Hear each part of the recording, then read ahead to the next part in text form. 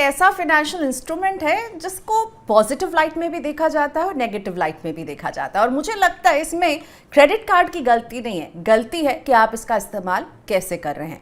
तो ये एक जगह आपके क्रेडिट स्कोर को सुधार सकता है, तो वहीं अगर आप कोई बहुत बड़ी परचेज नहीं कर पा रहे हैं तो उसे खरीदने में मदद कर सकता है। लेकिन अगर आप क्रेडिट कार्ड के बिल का समय पर सही से भुगतान नहीं करेंगे तो ब्याज पर ब्याज, ब्याज पर ब्याज बहुत बड़ा अमाउंट आपके लिए क्रिएट कर देता है और आप किसी ना किसी तरह से इस लोन के तले दब जाते हैं। तो इससे आपको बचना है और इसके लिए आरबीआई ने भी कुछ कदम उठाए हैं। आज मेरे साथ जुड़ रहे हैं रचित चावला, सीईओ और फाउंडर है फिनवे एफएससी के, और रचित से ही समझते हैं कि क्रेडिट कार्ड का सही तरीके से आप इस्तेमाल कैसे करें और आरबीआई के ये जो नए गाइडलाइंस आए। वेलकम टू मनी 9 रचित। सबसे पहले तो मिनिमम बैलेंस कैलकुलेशन को लेकर आरबीआई नए गाइडलाइंस लेकर आया है, और जो मैंने पढ़ा फर्स्ट लुक में तो मुझे लग रहा है वो कह रहे हैं कि आप एक मिनिमम अमाउंट फिक्स कीजिए और पूरे अमाउंट पर आप इंटरेस्ट नहीं ले सकते हैं। तो ग्राहकों को इसमें फायदा होता हुआ दिख रहा है। आप इसे कैसे इंटरप्रेट कर रहे हैं और इसका आप किस तरह का असर देखेंगे? Thank you Priyanka for having me on the show. So आपने बिल्कुल सही कहा कि क्रेडिट कार्ड एक ऐसा इंस्ट्रूमेंट है which can be an asset and liability both। अगर आपने ढंग से क्रेडिट कार्ड को इस्तेमाल किया तो वो एक आपके लिए एसेट है, अगर आपने गलत इस्तेमाल किया तो वो एक बहुत बड़ी लाइबिलिटी बन सकती है। बट गवर्नमेंट ऑफ इंडिया ने कंज्यूमर्स के लिए बहुत अच्छा स्टेप लिया है उन लोगों के लिए जो क्रेडिट कार्ड को एज ए लाइबिलिटी यूज कर रहे हैं। मैं इसका मतलब समझाऊंगा आपको प्रियंका। मिनिमम पेमेंट, आप जब भी क्रेडिट कार्ड स्टेटमेंट देखते हैं उसमें आपको टोटल ड्यू अमाउंट लिखा आता है और मिनिमम ड्यू अमाउंट लिखा रहता है। उन दोनों का फर्क क्या है? क्रेडिट कार्ड कंपनीज आपसे तभी अर्न करती है जब आप उनका पूरा बिल टाइम टू टाइम नहीं क्लियर कर पाते। सपोज आपका टोटल ड्यू अमाउंट है 20,000 रुपीज और आपने ड्यू डेट से पहले उसको क्लियर कर दिया, इसका मतलब क्रेडिट कंपनी ने आपसे 1 रुपया भी नहीं कमाया। It's a loss for the credit card company. But ये ही अगर आपने minimum due payment credit card company की सपोज 2,000 रुपीज है, आपने सिर्फ 2,000 दे दिया तो बाकी जो 18,000 रुपीज है उस पे क्रेडिट कार्ड कंपनी आपसे इंटरेस्ट अर्न करेगी। बहुत बार ये देखा जाता था कि क्रेडिट कार्ड कंपनी लगातार जो बैलेंस 18,000 रुपए है उसकी नेक्स्ट बिलिंग साइकिल पर 18,000 रुपए का तो इंटरेस्ट जरूर मांगती थी कंज्यूमर से, बट फिर भी मिनिमम पेमेंट वो इतना कम रखती थी कि इंटरेस्ट पे इंटरेस्ट लगता था कंज्यूमर्स को। गवर्नमेंट ऑफ इंडिया और आरबीआई ने बड़ी क्लियर गाइडलाइन दी है कि minimum amount due credit card company को ऐसा रखना है जिससे इंटरेस्ट पे इंटरेस्ट ना लगे। इसका मतलब है नेगेटिव अमोर्टाइजेशन कभी भी कस्टमर के लिए नहीं होनी चाहिए। इससे सबसे बड़ा फायदा क्या है कि पहले ही महीने वो डिस्प्यूट या वो नॉन पेमेंट फुल स्टॉप लग जाएगी। मिनिमम अमाउंट इतना क्रेडिट कार्ड कंपनी को मांगना पड़ेगा कंज्यूमर से जिससे उसका पिछला इंटरेस्ट, पेनल्टी, चार्जेस सब कुछ क्लियर हो जाए।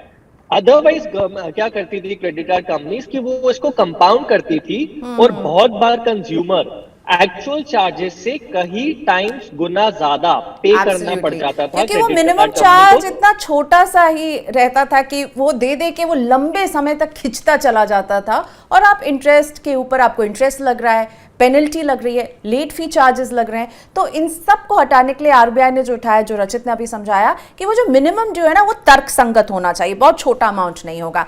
ये तो बात हुई कि लाइबिलिटी जो लोग मिनिमम ड्यू दे करके उसे निकालते हैं उनके लिए ये एक अच्छा जो है स्टेप उठ रहा है। इसे हम लागू भी होते हुए अब देखेंगे। अब बताइए कि एक क्रेडिट कार्ड एसेट कैसे बन सकता है, ये कितना महत्वपूर्ण होता है, और हम इसे लाइबिलिटी नहीं बनने दें, हम इसका फायदा उठाएं, इसके लिए क्या राइट बिहेवियर है? एक तो आपने मुझे बता दिया कि टाइमली पेमेंट करें तो वो ज्यादा अच्छा होगा, क्योंकि अगर आप टाइमली पेमेंट नहीं करते हैं तो आप क्रेडिट कार्ड कंपनियों के फेवरेट कस्टमर बन जाते थे क्योंकि वो आपसे ब्याज कमा रहे थे।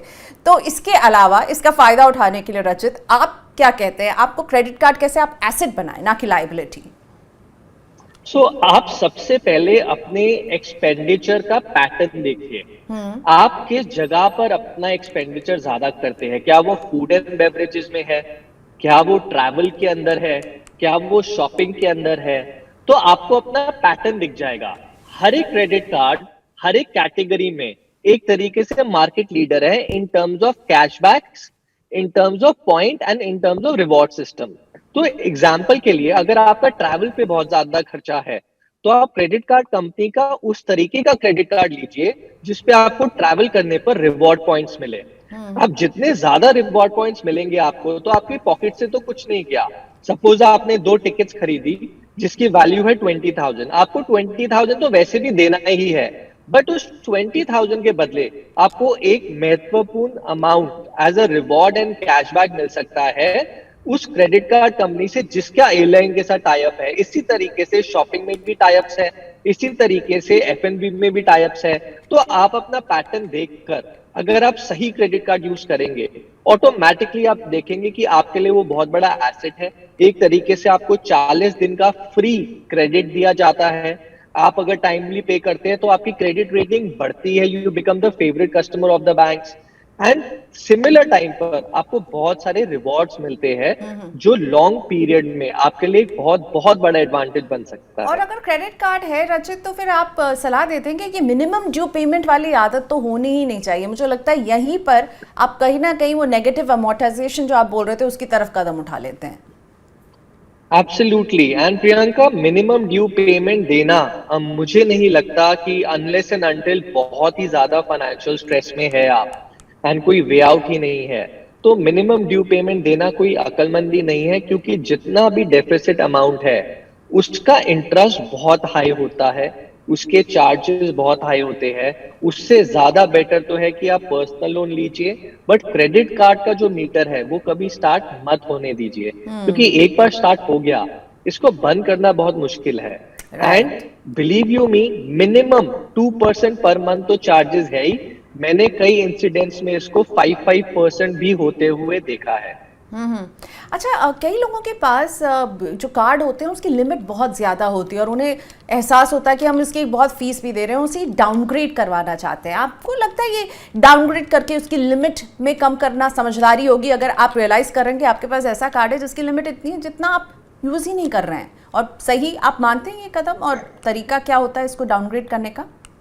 प्रियंका, इसमें 2 चीजें हैं। अगर आपको एनुअल चार्जेस बहुत ज्यादा आपको लेवी हो रहे हैं एंड बिकॉज आपकी लिमिट बहुत ज्यादा है इसलिए एनुअल चार्जेस आपको लेवी हो रहे हैं, बट आपने कभी भी उस लिमिट को एक्सेस नहीं किया और आप बहुत सर्टन है कि भाई मेरे पास इमरजेंसी कॉर्पस ऑलरेडी क्रिएटेड है, मुझको नहीं लगता ये लिमिट की कभी मुझे जरूरत होगी, उस केस के अंदर इट इज ऑलवेज एडवाइजेबल कि आपके एनुअल चार्जेस को आप हटाइए, क्योंकि every single penny save is Penney earn. आपको अननेसेसरी अपने ऊपर लाइबिलिटी नहीं रखनी चाहिए, but at the same time अगर आपको लगता है कि वो एक्सेस ऑफ क्रेडिट मेरे लिए बहुत जरूरी है और मैं एक बहुत कम अमाउंट दे रहा हूँ क्रेडिट कार्ड कंपनी को on the basis of annual charges, then maybe you can look at it. But ये टोटली डिसीजन आपके पर्सनल ऑब्जेक्टिव, आपके इमरजेंसी फंड की सिचुएशन एंड आपके क्रेडिट कार्ड की स्कीम पे डिपेंड करेगा। So read the benefits and scheme very properly, align करिए अपने ऑब्जेक्टिव के साथ एंड तब एक कॉन्शियस डिसीजन लीजिए। बिल्कुल, and devil lies in the detail, तो इन्हें पढ़ना बेहद जरूरी है और ध्यान से पढ़ना। रचित, मुझे ये भी समझना है कि क्रेडिट कार्ड की लिमिट कंपनियां किस आधार पर तय करती हैं, और जब कोई व्यक्ति अपने लिए क्रेडिट कार्ड चुन रहा है तो उसे किन बातों का ख्याल रखना चाहिए। तो पहले तो समझाइए कि लिमिट क्या जो रचित के कार्ड की होगी वो प्रियंका के कार्ड की भी हो सकती है या हम दोनों की अलग होगी, इसमें कौन कौन से फैक्टर्स इंपॉर्टेंट हैं, और जब मैं अपने लिए क्रेडिट कार्ड लेने जाऊं तो किन बातों का मुझे ख्याल रखना चाहिए। तो प्रियंका, मैं पहले आपका सेकंड सवाल लेता हूं कि अगर आप कोई क्रेडिट कार्ड लेने जाएंगे तो आपको क्या फैक्टर्स अपने दिमाग में रखने चाहिए। सो फर्स्टली, हर एक व्यक्ति का एक स्पेंडिंग पैटर्न होता है। कई लोग ट्रैवल में बहुत ज्यादा खर्चा करते हैं, कई लोग फूड एंड बेवरेज में बहुत ज्यादा खर्चा करते हैं, कई लोग ऑनलाइन शॉपिंग में बहुत ज्यादा खर्चा करते हैं, कई लोग गैजेट्स की शॉपिंग में बहुत ज्यादा खर्चा करते हैं। अब यूनिक चीज क्या है, हर एक क्रेडिट कार्ड कंपनी एक बेनिफिट्स देती है जो अपने कार्ड के की फीचर्स है हाईलाइटेड होते हैं हमेशा, एंड हर एक credit card company in same चीजों पर अलग अलग प्रकार के बेनिफिट्स देती है। कुछ क्रेडिट कार्ड कंपनी ट्रैवल को लेकर बहुत अग्रेसिव है क्योंकि उनका उस स्पेस में टाई अप हुआ है, कुछ फूड एंड बेवरेज से रिलेटेड है, कुछ हमारी ई कॉमर्स शॉपिंग से रिलेटेड है।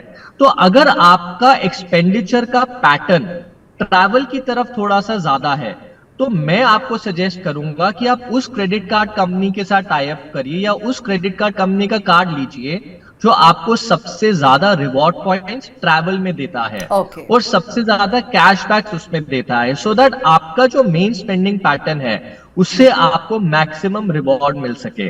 यही अगर आपका मूवीज में बहुत ज्यादा एक्सपेंस है। ओके, राइट रचित। तो यानी हमें अपने स्पेंडिंग बिहेवियर के हिसाब से अलाइन करना चाहिए कि हमें किस तरह का क्रेडिट कार्ड चूज करना है।